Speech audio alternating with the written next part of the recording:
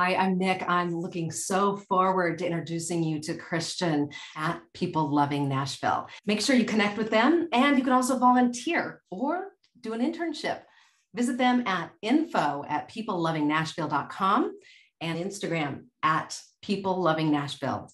And how can you become involved? Hi, this is Nick with Bandkind, and I am so excited that we're featuring People Loving Nashville as our focus charity. These guys are doing it in so many ways that are so different and doing it so right.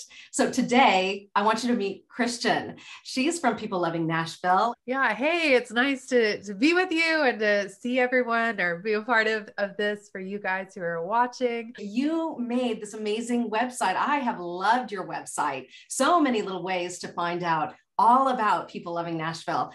That seems like a daunting task. Yeah, it's actually has been a very simple website to build. And it's just the biggest thing for us is to make it easy for people to understand like what we do, why we do it, and how they can get involved. So that's always my like, how is this as people are jumping on our website or connecting with us on social, like how is it that they immediately see what we're doing and say, oh, I understand what they're doing and I see how I can take action to get involved. Wow. Maybe what makes it so impactful is just the images that you have chosen. Just so many different ways that you guys are involved in the community. And part of it starts right there on Russell Street. What happens there at the home base for People Loving Nashville? Yeah, well, home base is, I mean, everything's coming out of that. So our offices are there. And so any meetings we have, but that's also where like for our Monday night outreaches, that's where we fix the meals. We do everything from cooking them to packaging them to loading them up in our vehicles and taking them down to Memorial Plaza and having our Monday night outreach there on the streets. It's also on Tuesdays where we open it up and allow it to become a community free store. So people who can't afford to buy clothing or just need a little extra help, they can come in, they can pick out clothes they need. We have household items, we have pantry items for just basic food items. And so, yeah, everything comes from there. So it's become this like multi-purpose, like it's not tons of space, but we have utilized every inch and cranny of it, and flipped it to meet every outreach we have to provide those needs and the things we're doing. I saw on your website this huge television that had menu options for people to choose from, whether they needed help with food stamps or with Social Security, or whether they needed a job. And that to me was just a very different way of accessing people and actually even communicating dignity to those people. Yeah. Yeah. I mean, we believe that every person has the ability to help themselves. And part of that is just creating that, it's, for our friends that we serve on the streets, one of the things we stay away from is actually using the word homeless. And we do that intentionally because we believe they're just in a struggle right now. We're not trying to label them something, right? And so many times when people are in struggles, whether it's that they are unhoused for a season or having issues with alcohol or having issues with whatever it may be, right? We try to put a label on that because somehow I think for ourselves, it makes us more comfortable with what we're seeing.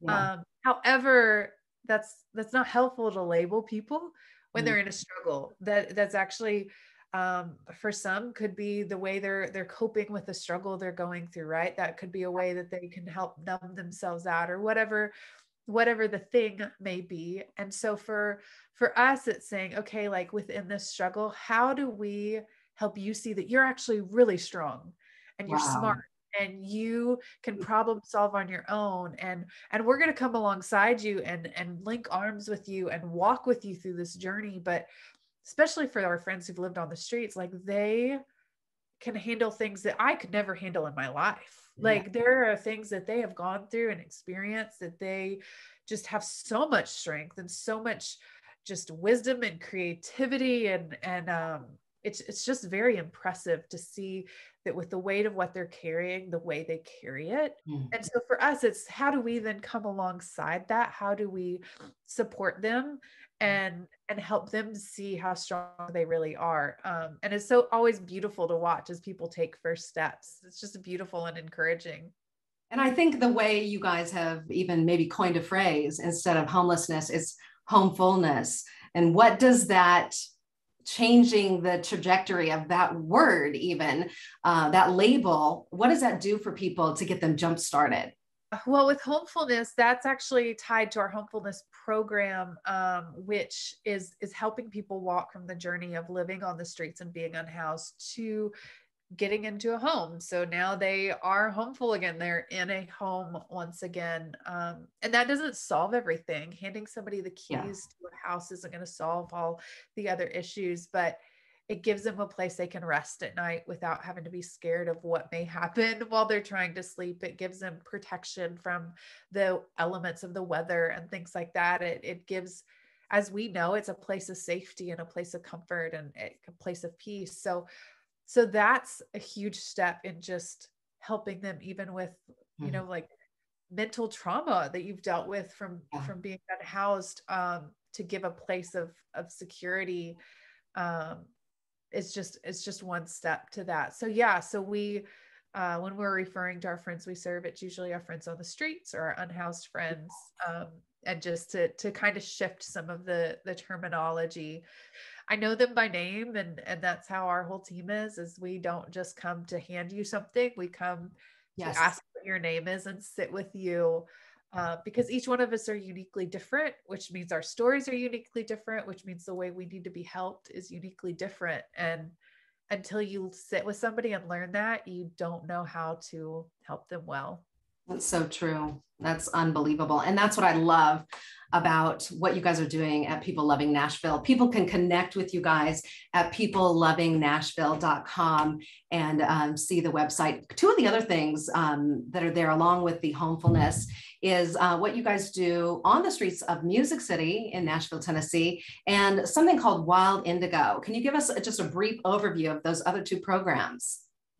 Yeah, our street outreach is on Monday nights. We have our biggest outreach of the week, where we have food and clothing, and our help desk who helps just get connections to other resources. We have some great partners that join us on Monday nights with the Nashville Street Barbers and Shower Up and several others that will join us throughout. And then we also go into encampments. We'll take food boxes or check in on our friends that are living in tents across the city and serve them and love on them well. And then again, just helping them step by step in ways we can. As far as Wild Indigo, that is a program within the jails here in Nashville. And it's kind of one that's been on pause a little bit, just due to COVID and some of the things like that. But they have created a newspaper that's beautiful, and they created that because it was our only way to get into the jails. It was a way that we could connect with them from the outside. And so the way that's written is they actually have alumni and other women who've been a part of the organization helping write it. And they also open it up to some of the girls who are still incarcerated to write and be a part of it, which if you can imagine, some of these women may have never accomplished or done anything in their life that makes them feel proud of themselves, you know, depending on situations. And so for this, they get to see their name in print, and they know it's going out to other people, and it's just an accomplishment that they can have to be a published writer. Wow. Which is really cool. Like when you think about that, or some of the art pieces in it and such. So that's kind of what that program is there. I love that. Christian, you mentioned Nashville Street Barbers. And I know that I've heard about People Loving Nashville for years. You guys were first established in 2008, right around the Thanksgiving time. So coming up on a big anniversary here. But it was an interview that I did on WJTL in Lancaster, Pennsylvania with Matty Mullins about one of his songs, where he talked about what was happening at People Loving Nashville. And it just knocked my socks off that night, hearing it in a new way with fresh ears. I had to check it out. And I am just so grateful that you guys are doing what you're doing, that you are reaching the people you're reaching. How do you continue without growing weary? Our CEO, Ryan Lampa, is huge on making sure we're checking in like body, mind, and spirit. And taking time to rest. And I know that that's been something I've been very grateful for, as he reminds me all the time of taking some margin for myself to regain. And we are a Christian organization. And so I think that's a huge part of it as well, is that understanding that like, I can't do this on my own. But when I lean into the strength of Jesus, when I go to him and be like, I need wisdom to talk to this person. Like, I can't fix the situation, and nor am I trying to, but I want to help. Right. So how would you help in this moment? What would you do? And so for me, I find myself reading Matthew, Mark, Luke, and John all the time. Wow. And watching the way Jesus walked. It's actually funny, before I started with People Loving Nashville, I was asking myself a lot the question of, God, if you were on earth today, like if Jesus was here today, who would he be spending time with, and what would he be doing? And would I be watching him from a distance, or would I be standing with him doing the work? Woo. And so with those things in mind, that's always my approach to serving our neighbors. It's always going, okay, Jesus, if you were here today, where would you be, and who would you be with? And then at what points do you take rest? Because that was a thing. He would be with the people, and then you would find him pulling away and taking rest. And he would be with the people, and he would find ways of rest. And so that is what I'm constantly going, okay, you're my example. Like, you did it best, better than any other human being on earth. Like, you showed us how to love and serve people. So it's just understanding that it is taking care with what I eat, with the way I sleep. It's just all those little things. And I mean, I am a firm believer of going to counseling. So I have a counselor I love going to as well. And she definitely at times, like, I'll be like, hey, I need to process what I just experienced at this outreach. And I talk it through with her, and I'm like, help me understand how to love and serve people, but not always take on the emotional load that comes along with that, and how to walk that through. So that is a great point. That makes me think of just the community of artists that we serve with Bandkind and through Music City, of course. I feel like artists are often in the same situation that you're talking about right there, where they just, it's too heavy to process. And you're right, it is too heavy to process. And it does need to be filtered through a lens that keeps the focus on what you're doing, and less on taking on the heaviness of the conversation. For sure. Yeah. I actually worked in the music industry for 10 years. Wow. And many of those years was touring. And so it was always interesting to me, because obviously I'm no artist. I did production stuff. I was behind the scenes. Awesome. But it was amazing how, when I would be working on the concourse, the people who would come up and ask all sorts of questions, because they would see my badge, right? So they're like, oh my gosh, you're tied to this artist. Yes. So you might be my only way to talk to this artist. So let me tell you my whole life story.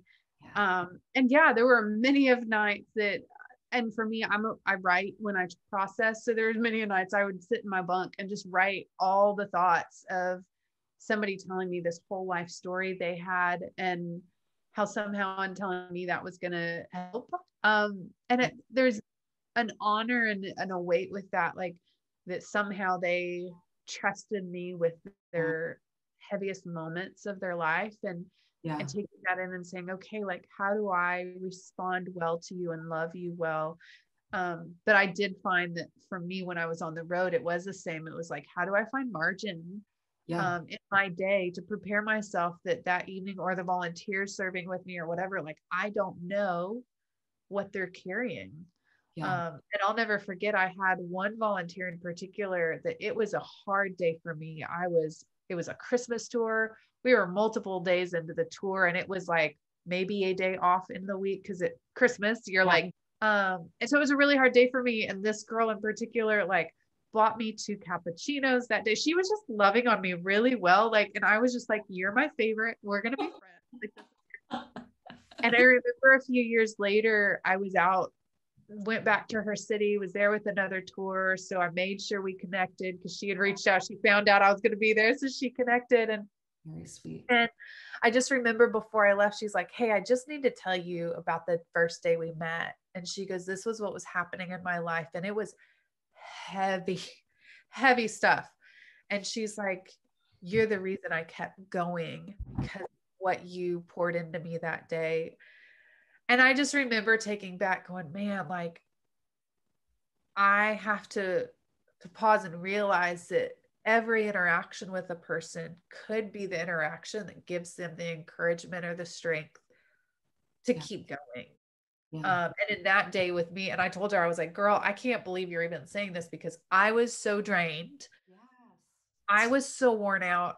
I felt like I didn't treat any of you guys as well as I should have that day. And yet somehow, and I was like, and that's Jesus, but somehow you were able to give the strength you needed. And so it is the same way with the artist. Is like finding that space to rest and to pause and to allow yourself to process all that you're receiving, so you can keep doing the good work that God's called us to do. And just being aware of what you need as a person. That I love the scripture that talks about where the expert of the law comes to question Jesus, right? And he's like, how do we enter eternal life? And Jesus throws it back on him. He's like, what are the 2 greatest commandments? And he's like, love the Lord with all your heart, soul, mind, and strength, and love your neighbor as yourself. Yeah. And I think that's a part that we forget a lot in the churches. It says, love your neighbor as yourself. So first, we're learning how to holistically understand who God is and love God. So we're loving him with our heart, soul, mind, and strength. Right. But we have to in turn then love ourselves. We have to love our heart, soul, mind, and strength. So then we can love others as we love ourselves. Because if we don't love ourselves, if we don't find worth in ourselves, if we're not taking care of ourselves, how are we going to treat others in that way? So once we get our God relationship right, once we can connect with Jesus in that way to understand his desperate, beautiful love for us, then it gives us the opportunity to pour that out on other people. And I think getting that right is then when we can truly always be getting the refreshment we need. It's like Ryan tells me all the time, like, your time with Jesus is going to be the greatest thing you can do with anything else you're giving to anyone else. And so it's that taking that time to pause and be like, okay, give me Jesus, and then I'll do everything else. That is a really good word. Yeah. We're talking to Christian, and she is at People Loving Nashville. You can check out that gorgeous website and see how you can get involved. There's several different ways that you can get involved. You can get involved by volunteering. You can get involved by giving. And you can also pick up an internship at peoplelovingnashville.com. Check it out. You know, you were talking about homefulness and people being in homes. And then we were talking transition to Jesus. And as maybe you and I look through the Bible, how many places do we see that Jesus really has a home? And, you know, it's really like his friends in Bethany that he goes to all the time, but we don't know really where else he lives. Yeah. I mean, he was a traveler, and I think that was beautiful. That I think the community aspect that's in the Middle East is very different than the individual one that is here in the US. Wow. And I think there is beauty in finding your place in community and saying, okay, if I'm choosing to live in this city, I am a part of the strength or the weakness of the city. So if I'm seeing things in the city that are hurting, and I choose to look the other way and not do something about it because now I'm aware of it, then that's on you that the city's having weaknesses, like, in my opinion. And that's personal, like, things God's convicting me of is like, I have planted you in the city you're in. Yeah. And so many times we look at other cities and we're like, but that one, like, maybe if I could move there, life would just be better. No, every city has its problem. Every church has its problem. Every community has its problem, because people are in it. Right. Yeah. And so it's saying, if I am Jesus walking in this place as a Christian, as a believer, like, I am walking in saying, I'm carrying Holy Spirit in there. So something should shift to see joy and to see love and to see kindness. And so as I say, I'm following the example Jesus gave me, how am I actually living that out in my daily life? Because he was going to the poor, he was going to the widows, he was going to the orphans. And if I don't see those as daily, weekly habits in my own life, am I really walking like Jesus? Yes. And I think as we, each one would look at that and consider that, maybe what that would change within our own communities, within our families, within the churches we're in, and just the different things like that. Like, what would the change look like if we actually said, like, am I actually walking like Jesus in every way he served the communities he walked into? Absolutely.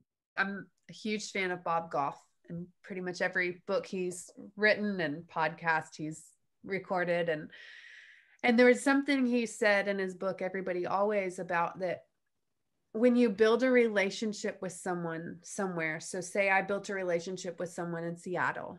Now all of a sudden, when something happens in Seattle, it becomes personal. Yes. Because I know someone there. Or if something happens in San Diego, I have friends in San Diego, that means something to me. If something, like when you start to know people in certain cities, your heart turns not just for that person, but the city they're in, because all of a sudden, like, oh, this thing happened. Is my friend okay? Is their community okay? And it becomes very personal. And I think that's the thing with stepping into meeting someone that is living in a circumstance that's different than your own, or has a lifestyle that's different than yours, is because it's unknown. There's some I mean, we just do that with everything. Like, we get scared of the unknown. But in taking the time to say, hey, what's your name? And now it's not just this guy, right? Now it's Bob.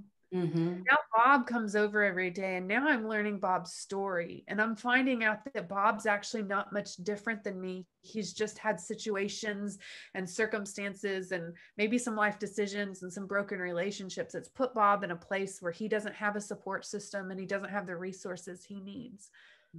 But suddenly, like, my friendship with Bob, I care about Bob, and I'm seeing how I can actually help Bob. And now I'm seeing Bob actually have inspiration for himself and dreaming for himself. And now Bob's introducing me to his friends. And now all of a sudden Bob's friends are becoming my friends. And so they're becoming my community, which now becomes my concern and my care and my awareness. Like, life just looks different for them. So how do we step in and just be community? Like, if my friend is going through a hard time, I'm going to show up at her doorstep and find out, how do I help you? How do I serve you? Do I sit with you today? Like, do you just need somebody to cry with?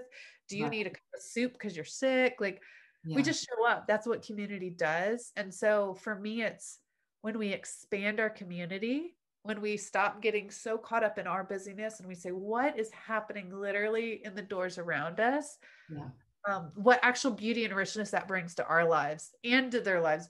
It's funny. I feel like I learn more from my friends I serve than I give to them. Made my life richer and more beautiful and stronger. And I think if more people stepped out of their close bubble that they've created of protection, and I'm not saying like go to some street that's a crazy street at 3 a.m. No. Have to be smart, right?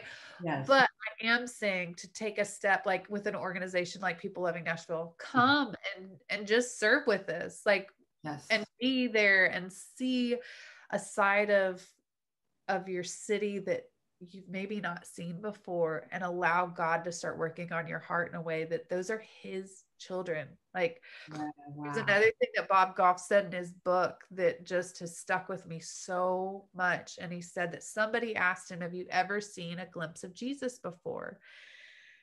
And he's, first response is no. But then he thinks about it, and we're each and every one created in the image of God.